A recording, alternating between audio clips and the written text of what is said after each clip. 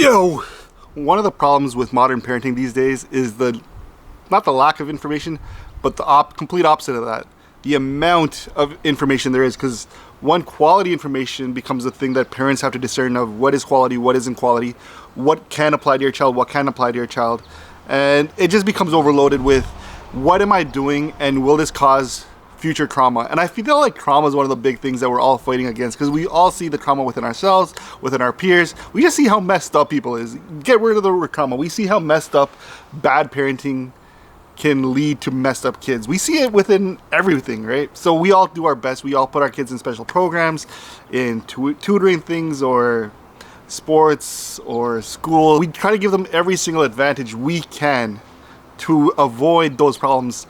But at the same time, every time we do this, are we introducing new problems that we don't foresee yet because we're doing this stuff, right? Taking your kid out of public school, putting them in a small private school setting, or homeschooling them, is that doing them an advantage? Or now are you limiting their exposure to society and all the different types of kids and behaviors that they might face later on in life by sheltering them from that? You know, are you putting them in sports where coaches might be a little bit more strict and thus hurting their confidence versus someone who builds it up? But if you put them in someone who builds it up, are you sheltering them from the fact that they might just suck, and now that when failure hits them, they're not going to be prepared for it? And every parent has their own advice. You talk to any parent, they'll hit you with, hey, here's the 30-second TikTok I found that completely identifies your answers to this question you might have. And it gets overwhelming, man. It's one of those weird, sometimes the less you know, the better you are. It's just like, look, put your kid in school, they'll get a job. I don't know.